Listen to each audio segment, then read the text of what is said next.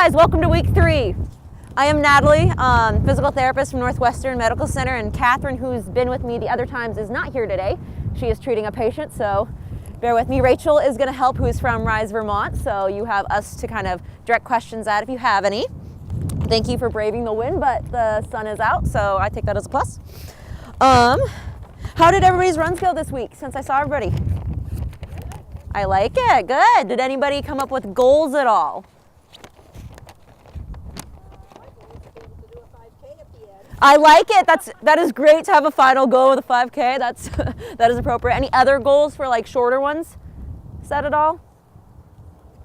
Under a 12-minute mile. Under 12-minute mile? Awesome. Awesome, awesome. Have you been recording mile lengths? Okay, awesome. I like it. Today we're doing week 3, day 3, which is jog, 5-minute walk. Just because the length is increasing, we probably will be spread out a bit. So again, have your buddy, have your phone, whatever you're using to track yourself. I'll probably, myself or Rachel will be in the middle and one of us in the back. So I try to yell. It's a little windy. It might not carry very well, but I will try my best. Anybody have any questions about that or how the training program's going so far? I was thinking, just driving up, I haven't checked all the paths, but it looks pretty clear because of all the rain we got. Headed through the parking lot, and then I think, is it the north loop? Yeah, the north loop, straight from there, and just taking that as we go. There's a few puddles, but it's not bad. Okay. The whole north side? I believe so, yeah. Well, so there's a halfway point. It cuts you back right around that baseball net. Thank you. That's probably what we'll get today.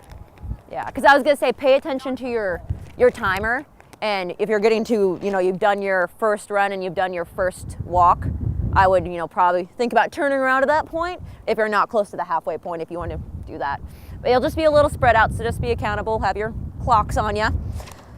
Whew, okay. Let's see. Today's talk, I'll try to go briefly because people look cold again, was about running form, which I think is a huge thing as just running a lot myself. I think my favorite tip is at the bottom of the page that says check yourself like every 10 minutes. As you're starting, do it every few minutes. I would suggest 2 to 5 minutes. Think about if anything's hurting and just kind of paying attention to some of these tips and doing them as you go. I'm gonna read somewhat off this paper. Just stop me if you have any questions or if something doesn't make sense, because sometimes I get into my PT lingo and you guys will be like, what is she talking about? So the eyes, don't run with your eyes looking directly down at your feet. I think that's a big mistake. Try to look out about 50, I think it says 30 to 50 feet. I gaze a little bit further. Obviously, if you're doing trail running, look at your feet. Don't fall. It just keeps your head in a good neutral position by doing that, though. We don't want to like strain any of the cervical muscles in the back, so having that neutral eye position is for that. Face relaxed. You will be running with people and see that their jaws are clenched up. They will end up with pain, so try to keep that relaxed. Sometimes I talk a lot when I run, when I live.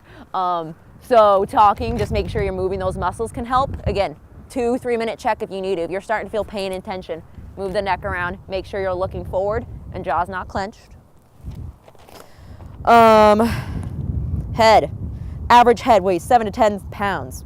Keep it aligned over your spine. That means don't have forward head. Again, 2 things to make that not happen are gazing in front of you, the 30 to 50 feet, not looking down at your feet, and not having everything clenched. So do try to think about keeping it in your body. I think that one's a little tougher to be aware of, but if you're feeling neck pain, think about bringing it back a bit. I've seen some people who do like chin tucks and stuff, and I don't recommend that. I think keeping your gaze neutral typically will help enough. Shoulders is a huge one. Make sure these stay relaxed. Avoid clenching fist. Strengthening upper and mid back muscles can absolutely help that, and kind of stretching your anterior muscles. A lot of times in the 2 to 3 minutes, I'll do shoulder rolls. Remember, shoulders, try to keep them relaxed because we can start doing this, especially if you are on slippery surfaces, mud. You're trying to not fall, so you start holding your shoulders up. If you do that for more than 5 minutes, you're gonna feel upper trap tightness, so I absolutely recommend shoulder rolls, moving back and forth, trying to get those to relax. Arms, they should act as pistons to propel you forward. Elbows bent to about 90 degrees at your side. I think this ties in with like trunk rotation. I tell people get a little bit of movement here. It helps propel you and it's gonna get your trunk moving reciprocally. It helps keep shoulders relaxed as well. Let's see.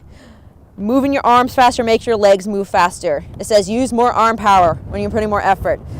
I agree with that, but I also think if you start moving your arms a whole lot, you're gonna get tired. So I think kind of keep it relaxed and natural. If you're really pumping your arms and you're getting fatigued there, they are not what's moving your body, your legs are. So if arms are fatiguing, bring the motion down a bit. Also, all this information is on Rise's Facebook page. So I'm going quickly over it, but it's listed in detail there as well. Your back should be perpendicular to the ground, kept straight and navel pulled in. That means just having a slight abdominal contraction. Like I said with the arms, you are supposed to have reciprocal kind of twisting motion as you run. You should not be plowing through without any sort of rotation. So I think having a little bit of arm swing helps keep that in, and just pulling your belly button will keep the abs contracted.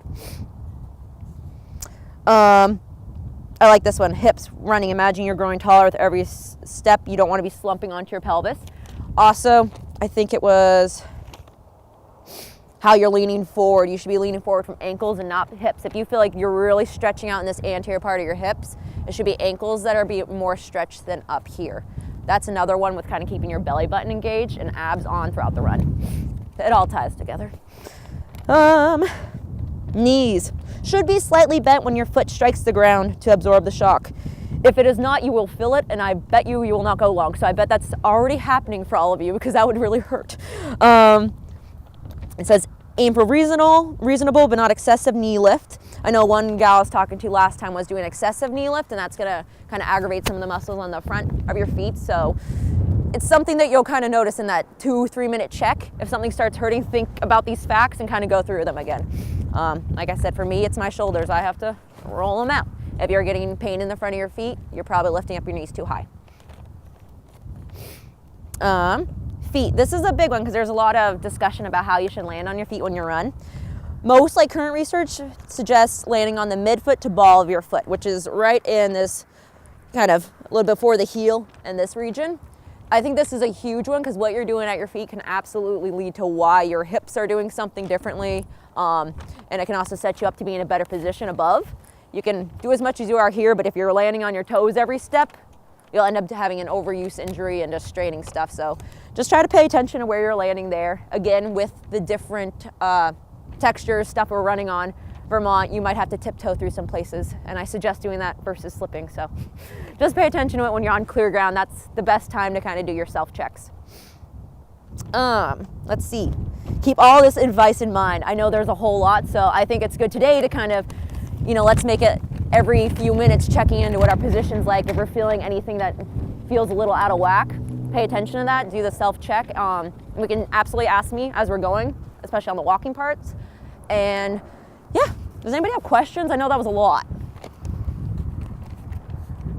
Okay, I like it. That was great. I think we should do a little bit of warming up because we've been standing. So let's start with just some butt kicks. You can run, or if you're me, I'm just gonna walk them out in the puddle. Woo! And everybody has a way to time themselves if we kind of lose track. 6 minute jog, 5 minute walk, 6 jog, 5 minute walk.